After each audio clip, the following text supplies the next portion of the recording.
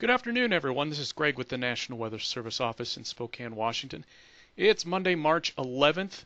We're going to go over our weekly weather briefing and discuss what we expect over the week. Here is our overview. As far as the weather goes, our main time frame of concern will be on the Tuesday front. We're looking for a quick hitting snowstorm to arrive during the early morning hours and produce some quick and significant accumulations. This will probably have a pretty significant impact on a lot of folks' commute time tomorrow morning. It'll be breezy in the afternoon, and we'll discuss a little bit of those potential impacts later in the briefing. But once we get into Wednesday and pretty much through the weekend and into early next week, we're looking for finally a period of some drier weather. It'll be cool Wednesday and Thursday, but by Friday and into next week, we're looking for a gradual warming trend with near average temperatures by next week. So we'll begin to start to melt some of this snow. As far as Tuesday goes, this is a timeline that we're looking at. We're looking for snow to develop in central and eastern Washington after midnight and spread into the Idaho panhandle prior to sunrise. The most significant accumulations are expected to occur in the 4 a.m. to 11 a.m. time frame, and some snow rates could approach an inch per hour during this time frame. So the peak impact of this event could be around that morning commute. By the time we get into the late morning and into the afternoon hours, the snow intensities will begin to let up a little bit, and our air temperatures and our pavement temperatures will start to rise above freezing. So we're looking for road conditions to improve quite a bit during the afternoon tomorrow. We will have some snow showers lingering into Tuesday night, and with some wet road conditions out there, we may see some localized refreeze because our ground is still very cold after such a cold February. But the main impact is going to be during the morning hours tomorrow. Here's what we're looking at as far as snow amounts in the forecast for tomorrow. We're looking at widespread 4 to 5 inch amounts with some localized accumulations up to 6 inches or more from northeast Washington into the North Idaho panhandle. So we are looking at significantly less snow over central Washington in the lee of the Cascades. Probably not a big event for Wenatchee, Chelan, or the Methow Valley. The snow accumulations begin to ramp up as you get east of Moses Lake and you get away from that Cascade precipitation shadow. There will be a small area where we could see some freezing rain tomorrow morning. That's mainly in the Columbia Basin, south of Moses Lake and Ritzville. At this time, it doesn't look like the ice accumulations will be all that significant. And even if we do get some freezing rain in the early morning hours, our temperatures are going to be warming up by mid to late morning, and all of the ice that would potentially fall should begin to melt, so it's not going to be a very significant or long-lasting event. Tomorrow afternoon, this is Tuesday afternoon, this is our wind forecast. After the frontal system goes by, we're looking at winds to increase during the afternoon out of the west or southwest. These are sustained winds on our graphic here, so we're looking at sustained winds between 15 and 20 miles per hour over a large chunk of central and eastern Washington, with some gusts in the 35 mile per hour range across the Palouse. The snow drifting potential is marginal at this time because the snow that we expect to receive tomorrow morning will become increasingly wet, with temperatures rising into the mid-30s to around 40 degrees. There may be a couple of hours late in the morning or early in the afternoon where some of the snow that falls across the Palouse may drift a little bit, but it looks like our temperatures will be warming up through the day, which should minimize that drifting potential. Once we get through tomorrow, our weather pattern is going to transition into more of a stable and dry environment with a gradual warming trend. And that warming trend will really start to kick in Friday into the weekend and into early next week. So then the question becomes, what happens to all of this snow that we have on the ground?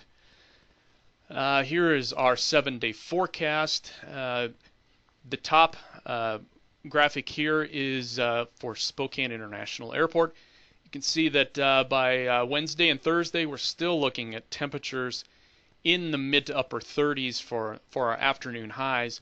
This time of year we should be getting pretty close to 50 for our high temperatures. So you can see even all the way through the weekend with our highs in the mid 40s for Spokane, we're still, 4 to 5 degrees below average for this time of year, so not a rapid warm-up by any means.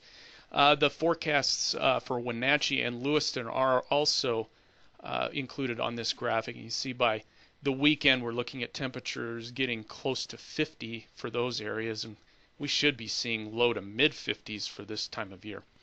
But even more importantly than the high temperatures noted on this graph, look at the low temperatures.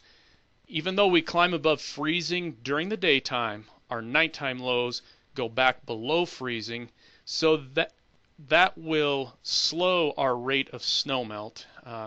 So at this point in time, we're not looking for any rapid loss of our snowpack.